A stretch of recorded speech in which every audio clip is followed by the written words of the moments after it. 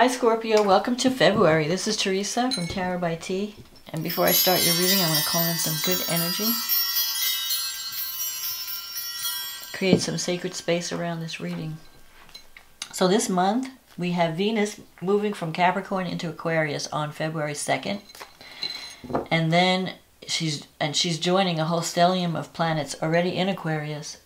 And we have a new moon in Aquarius on February 11th. Then on the 21st, Mercury, which will be retrograde most of the month, stations direct on the 21st of February in Aquarius. Then on the 26th, Venus moves out of Aquarius into Pisces. And I think she's a lot more comfortable in Pisces than she was in either Capricorn or Aquarius. And then we have a full moon in Virgo on the 27th. And that's going to be favorable to your sign. So we'll see what the astrology has to say. Let's see what the cards have to say now. What does Scorpio need to know about love and relationships for the month of February 2021? What does Scorpio need to know about love and relationships for February 2021? What does Scorpio need to know about love and relationships for February 2021?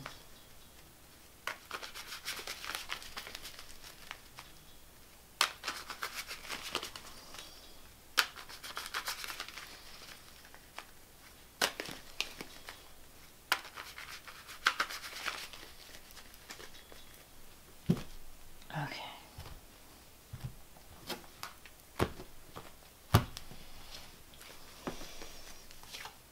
The Lovers, the Three of Swords,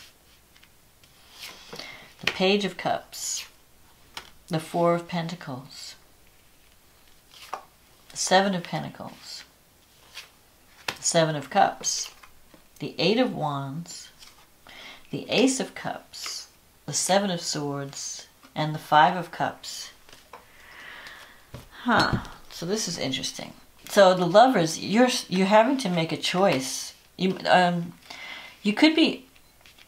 This is interesting. It's like one thing ends and another thing begins. With the Lovers here, there is someone in your life that you feel very strongly about, because the Lovers is the. It's a strong connection. It's something that's very significant to you. But you have the Three of Swords, so there's a heartache around this love. Maybe you feel like this relationship is, you need to break up, or there's some kind of heartache surrounding this relationship. And the Three of Swords energy is about cutting away what's no longer serving you. You have the Page of Cups here. So you could have been, it's almost like a relationship that never got off the ground. This is a card of, it could be a message of love. Pages are sometimes messages, but it could also represent a relationship in the beginning stages, that where it's not, it's growing, it's in the early stages. Or you could be dealing with someone who's a little bit on the immature side, because this is immature energy, young energy. Someone who's very romantic, very impressionable. Someone who is very sensitive also. And maybe sometimes a little bit unrealistic in their views. So you could have been dealing with someone like that, or you could be tapping into that energy yourself. And you have the Four of Pentacles here, which is a card of holding on.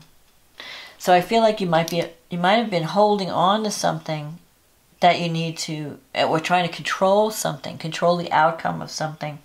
And you need to let go.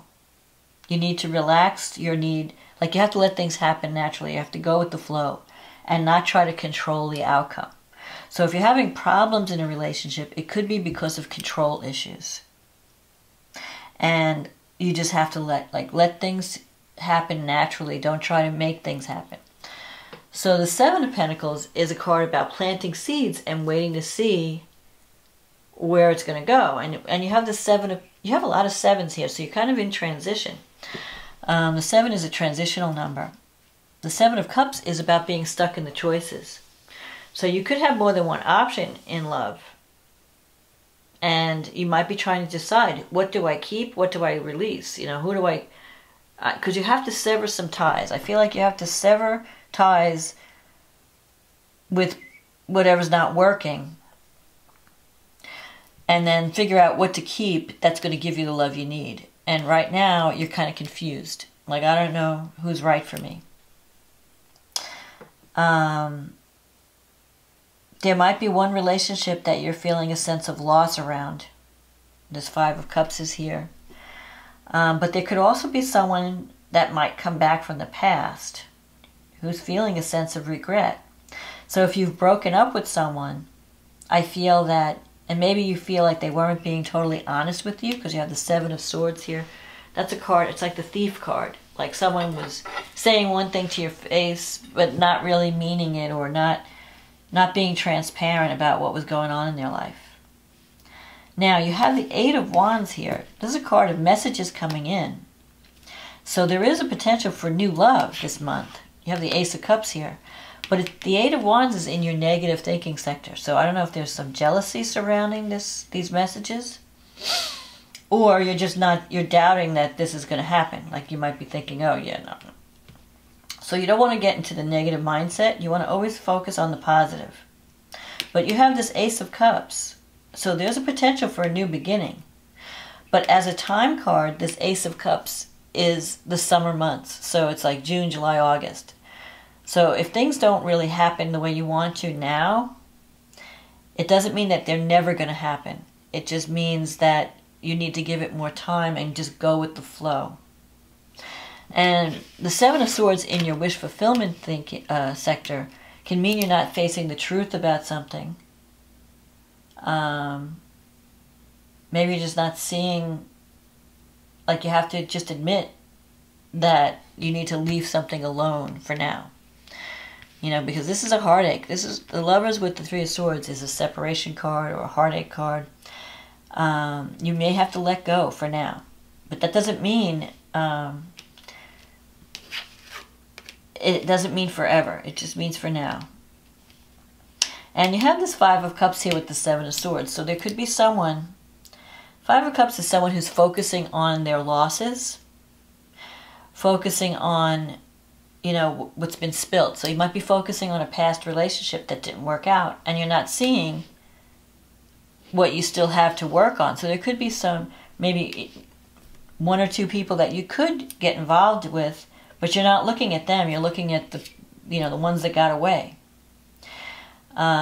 Sometimes this 5 of Cups with the 7 of Swords can mean that someone may come back from the past, an old lover may return and apologize even, because they realize, you know, they have a sense of regret over how things, you know, ended. Like if you broke up with someone, or if you had some kind of falling out in a relationship, the other party, there might be someone, one of you might be feeling a sense of loss or a sense of regret and wishing they had handled things differently.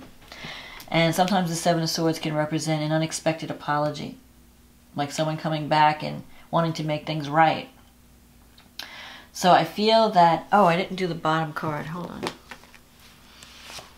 Here's the Hierophant. You know, you're looking for, you're wanting to do the right thing. You're wanting something serious. You want a commitment. And maybe whatever, you know, and there is a potential for new love, but I don't think it's going to happen now. It may happen down, like months from now.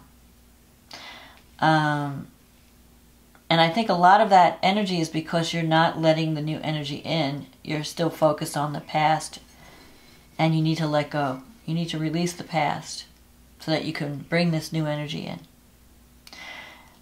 This is a card of confusion, not taking action because you're just dreaming about the possibilities. Now the 5 of Cups, it can represent instability in a relationship. But it doesn't mean a total ending. It's not like the 10 of Swords or the Tower, the Death card, you know, where you have to move on. You can save something if you want to, for some of you, but you have to focus on the person's good qualities. Focus on what's good about the relationship rather than focusing on the flaws. Now, with this Lovers, though, you're going to have to make a choice. You might have several options.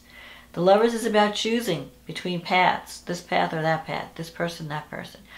And for some of you, it could be, do I stay or do I go? Do I, try to make this relationship work? Or do I just walk away? Or some of you might be choosing between two different people. Or even more than two. It might be more, you have several options. You have to choose the one that's going to be right for you. But that's going to mean leaving someone behind. And that's where you're stuck, because it's like you don't want to really sever ties with anybody. You want to keep the connections going, but you might have to sever ties with someone because you're choosing some other path. So, you have to really consider your options and make the choice based on what you really feel in your heart and what you really need. And this is a time card of like 6 weeks. So I think sometime in March, you're going to have to make that decision. Something may come up where you're going to have to you might hear, get a message, or something might develop and you're going to have to make a choice. Of what to keep and what to leave behind. So let's see what the astrology has to say. So this new moon is in your 4th house. You have all this Aquarian energy going through your 4th house right now. You've got the sun, the moon, Mercury, Venus, Jupiter, and Saturn. So you're really thinking about, putting down roots this month. You're wanting something solid and stable. You're tired of, you really want your home.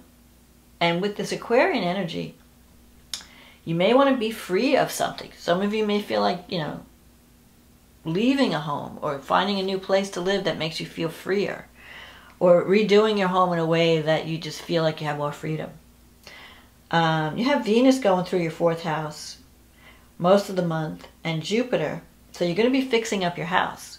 If you're looking for a new place to live, this is a great time to look for it, because Jupiter in your 4th house helps you find the perfect home. It will be brighter and bigger, and you'll just feel like, oh, this is like a breath of fresh air. So those of you who are looking for a house, this is a good time to go house shopping. Now, with Mercury going retrograde through the 4th house, if you're signing any contracts with contractors, you may want to look at all the details, and it's not really a good time to sign contracts.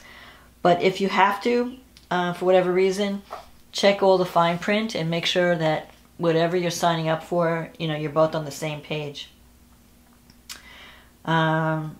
You have Mars and Uranus in your 7th house, so there could be some fireworks around relationships.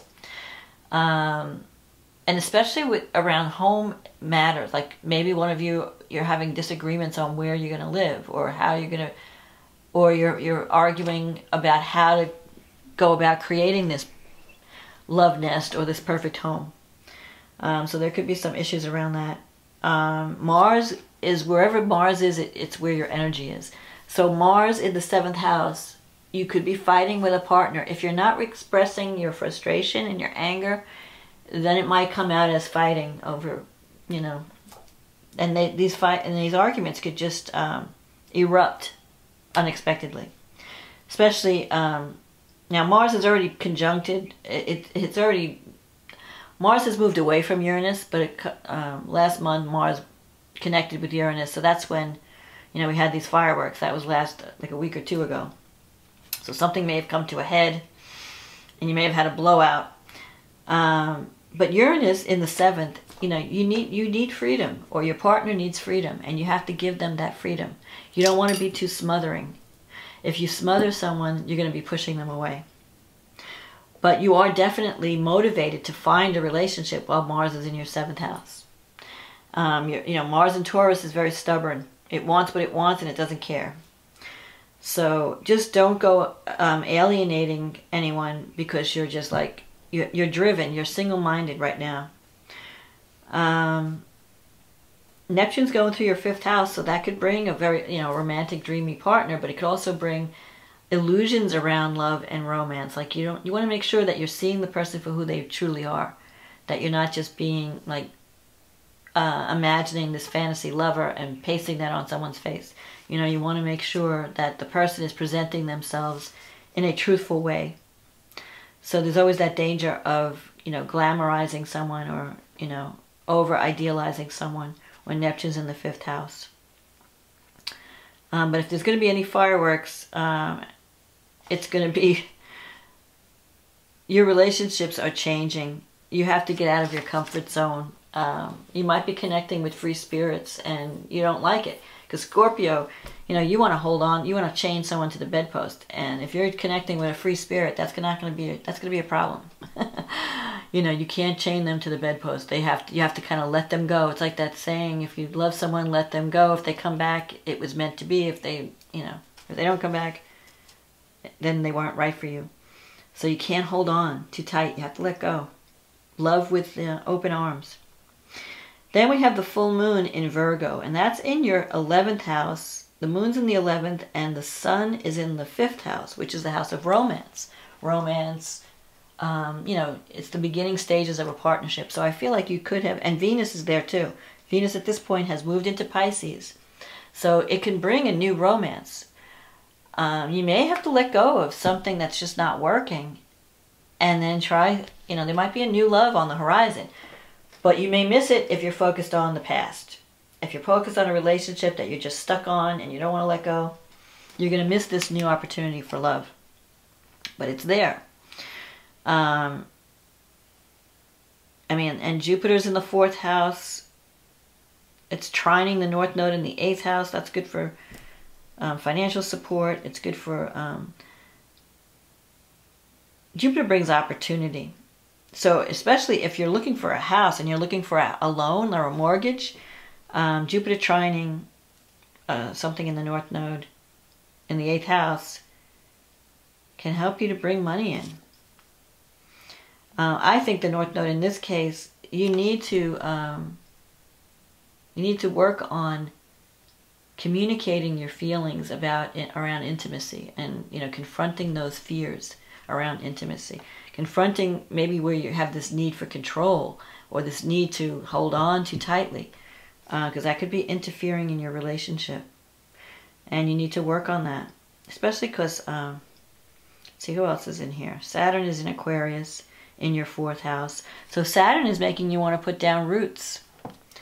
And Jupiter's giving you the opportunity to do that. So for some of you, you might purchase a home. If you don't have a home, you may feel like purchasing a home. If you purchase something with Saturn in the 4th house, you're going to be there for a long time. So make sure it's what you really want.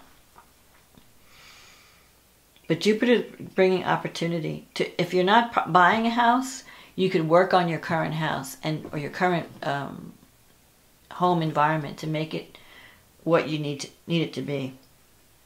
To make it more interesting, more freedom-loving.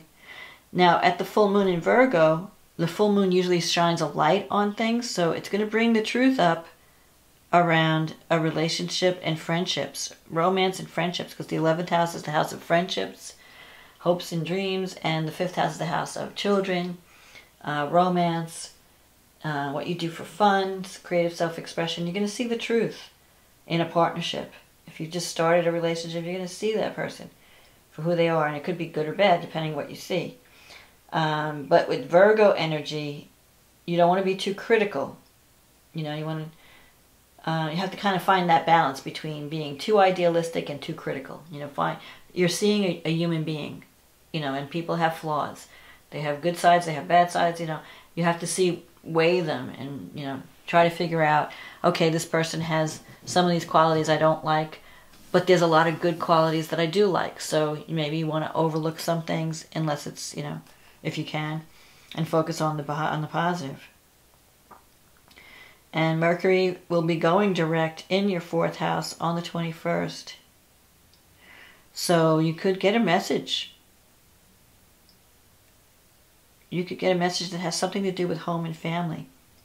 So if there's been some kind of misunderstanding or miscommunication, you can work this out through communication once you get once Mercury starts going direct, it's going to unstuck. So if you've been waiting for a message, that message may come, but it may come later in the month when Mercury goes direct. And this full moon is sextile Uranus. Let's see, where is Uranus in your chart? Uranus is in the 7th house. So something may come to completion. You may finally, find out the truth or receive news that helps you find clarity in a relationship. And you'll know where to go from there. So I feel like this is going to happen more toward the end of the month. Like you might get some unexpected message that clarifies everything. And then you can make your decision and move on one way or another.